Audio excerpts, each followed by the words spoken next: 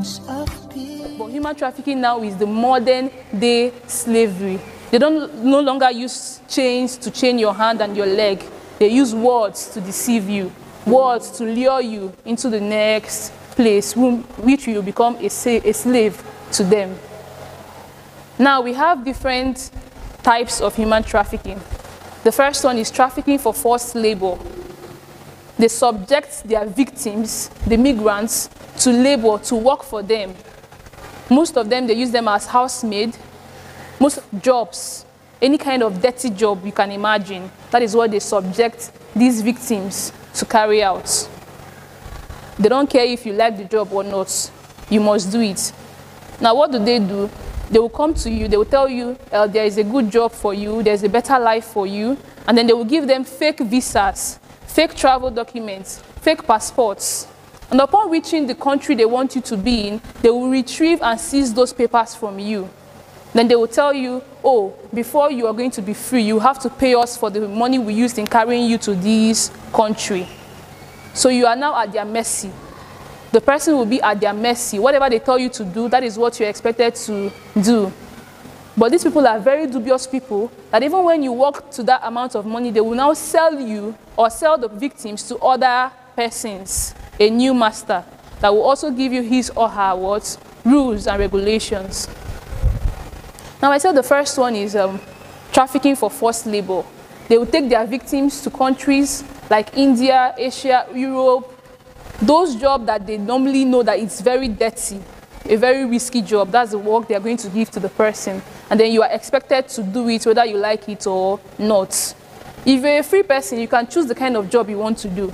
You can choose if you want to be a teacher, if you want to be a nurse, if you want to be a doctor, if you want to be a waitress, it's left to you to choose. But when you are a victim of human trafficking, you have no choice to the kind of labor you are going to be subjected to. It's compulsory by force.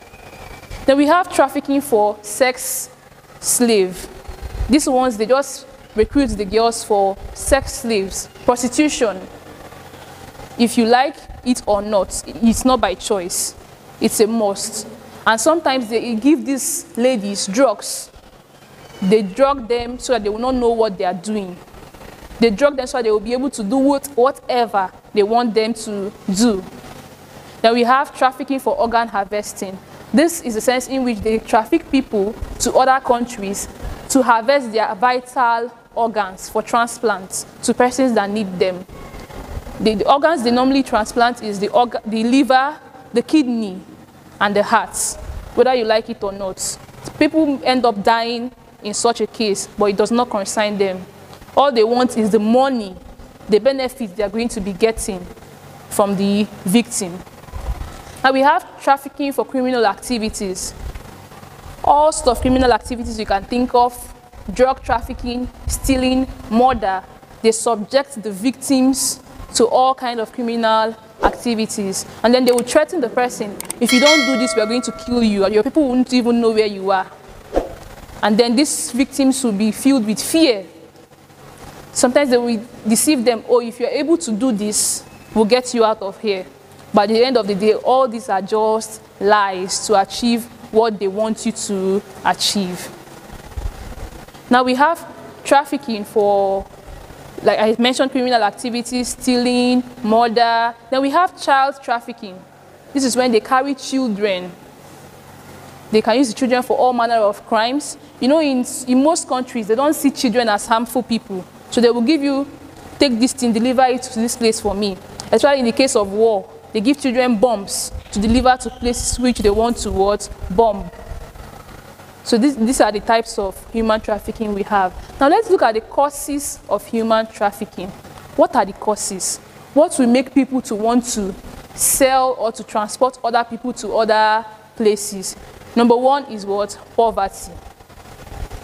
Poverty is one of the major causes of human trafficking because the poor people are those who are vulnerable to be trafficked. They are the ones that they will come with a better promise for a better future, promise for a better life.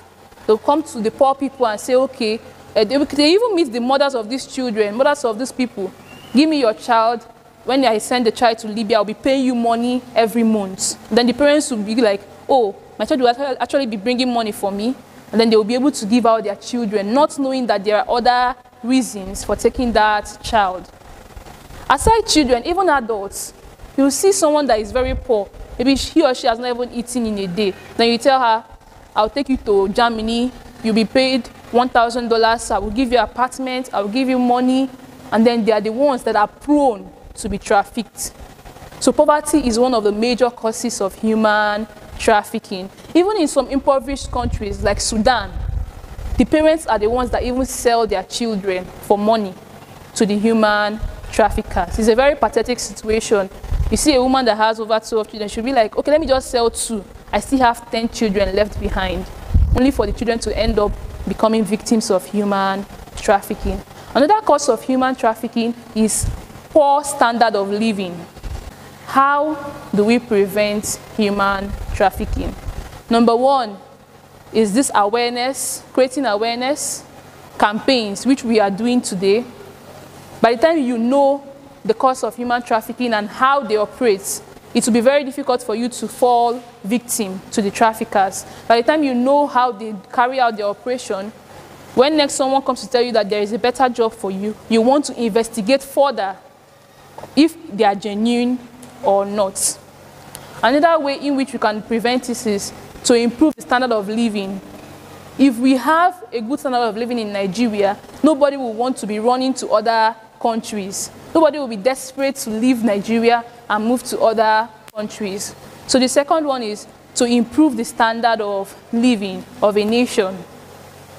With improved standard of living, we will all be comfortable. We will not have to run to other countries to succeed, to make it in life. And lastly, is government should set up rules and regulations and see to it that every human trafficker is punished and receive what consequences for their actions. Thank you very much.